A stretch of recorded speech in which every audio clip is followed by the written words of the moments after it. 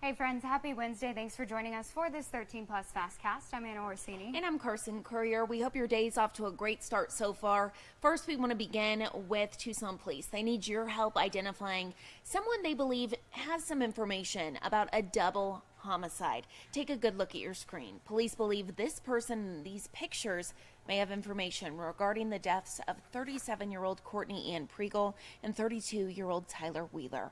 Their bodies were found on October 11th.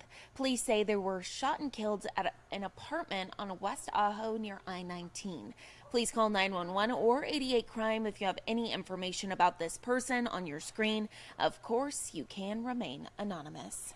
And following some late breaking news this morning, a deal is in place to let 500 foreign nationals leave Gaza and cross over into Egypt. It does include some Americans. You can see this is some of the first people that will actually be leaving today. The first group does not include those Americans. According to reports, Italians and French are actually going to be among the first that are leaving. The Americans are expected to be able to leave later this week. It's not clear yet what day. It's important to note that this also does not include anyone who is being held hostage by Hamas. Secretary of State Antony Blinken says roughly 400 American citizens and their family members, so about 1,000 people in total, are still stuck in Gaza and are trying to get out. And for the first time since this war began, the Rafah crossing in Egypt has partially reopened to allow injured Palestinians out. Some 80 Egyptian ambulances were seen waiting for those patients.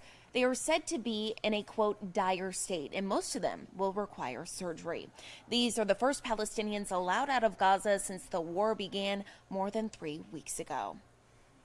And since that war began, we have seen a number of increased threats here at home. It's something that the FBI actually talked about yesterday. They said that anti-Semitism in this country is at a historic level. Yeah, it's something we've been reporting and been seeing at different universities across the country. Here at the University of Arizona, they also say that it's a good thing. The Biden administration is taking these steps to stop the rise in these kinds of threats. Just yesterday, a student at Cornell actually was charged with making online threats towards Jewish students.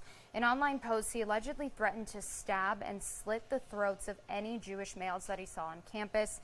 He also threatened to bring an assault rifle to campus and to shoot Jewish students. It's one of many instances that we've seen that has led to the Biden administration now taking these steps. President Biden has been clear. We can't stand by and stand silent in the face of hate.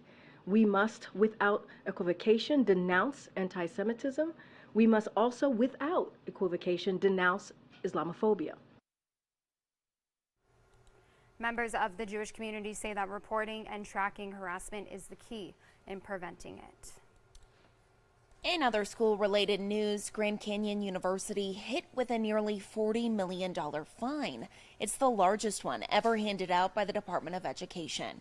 The department says the country's largest Christian university misled students about the cost of its graduate program.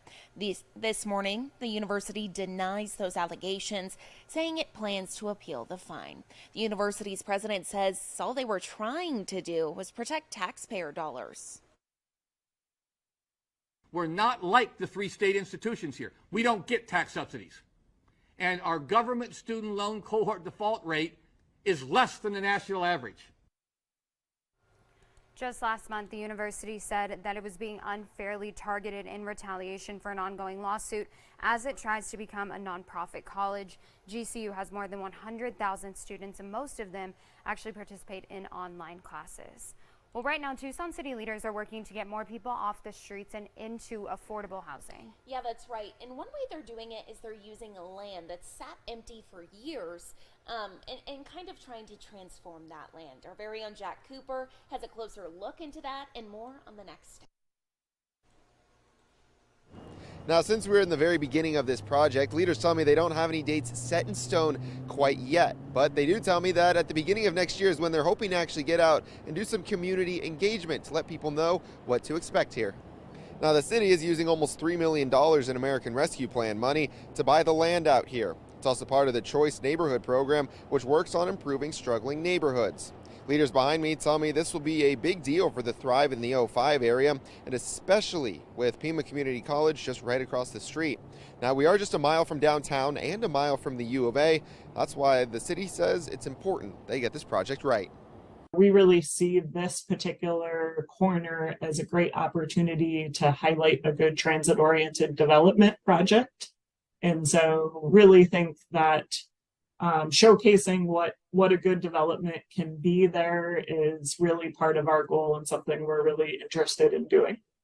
Now, something else that leaders are very excited for is right across the street is Anza Park. Now, they've been working to, quote, activate the park, and they've done a couple of different things. They put that new dog park in there now, and they're really hoping this new affordable housing project will make it a place that people are actually excited to go to and start using again. We're still years away from construction actually starting, but we will make sure to keep you updated every step of the way.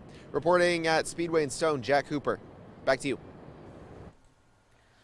Well, while most of us probably want to see the Diamondbacks win, there's something to be said about those fans who are just the diehard super fans who, win or lose, they're with their team regardless. Exactly. And for one man in Chandler, he literally lives to be a Diamondbacks fan. We want to show you Frank Gennaro. He's converted his home into a Diamondbacks memorabilia. Take a look at that. Oh my goodness. Inside, lots of souvenirs and memorabilia dating back to the team's very first game in 1998. Frank has only missed a couple of home games over the past 25 plus seasons. Of course, he was at the game in 2001 when the Diamondbacks won the World Series. Now, 22 years later, it's something he hopes to see again. There's nothing like being here in person. You know, even if I didn't have a ticket for the game, to come out here and be with the fans and be with people. Sitting in your living room was wonderful. You put your feet up, you get to watch it on TV. But to be with other people with the same interests as you, cheering and sometimes not cheering, but to be with the fans is just something else. It really is. There's nothing like being there.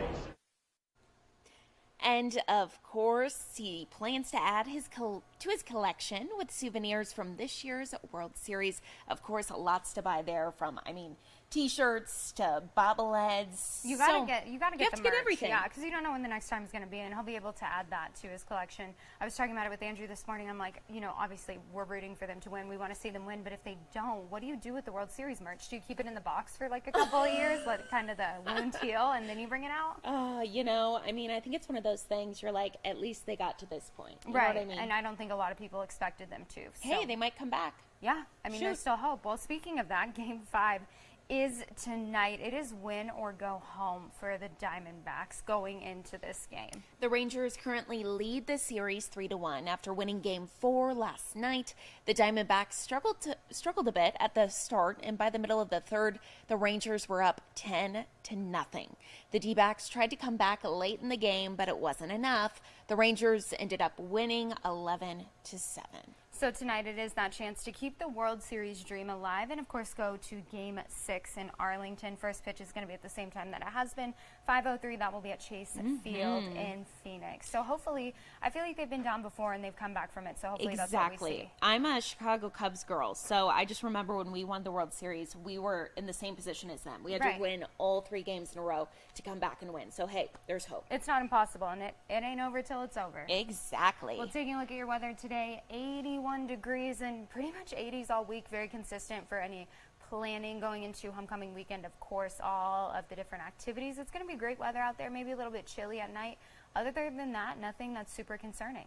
Yeah, it looks pretty good. Maybe just grab a jacket at night. Early mornings, definitely chilly as well, but it's that time of year. It's nice to get to the point where you're putting on layers instead of, taking them off. Yes.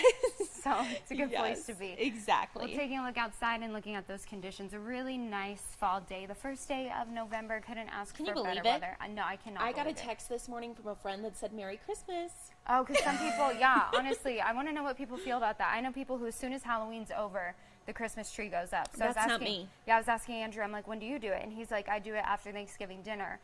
They put their tree up, which I think is a really sweet tradition. Cute. Yeah, really fun family tradition. But in my house, in the Orsini household, it ain't going up till Thanksgiving's over. So for sure. Me too. Yeah. We were just getting coffees, and they have the whole holiday menu out, and I'm like, I can't do the peppermint mocha quite yet. Oh, I'll do the peppermint mocha in like August, but that's just me. I don't equivocate that, I guess, with the holiday season. I love it. It's a good drink. So, again, a live look outside. Thank you guys for joining us for this 13 Plus FastCast. We'll see you back here at 2:30.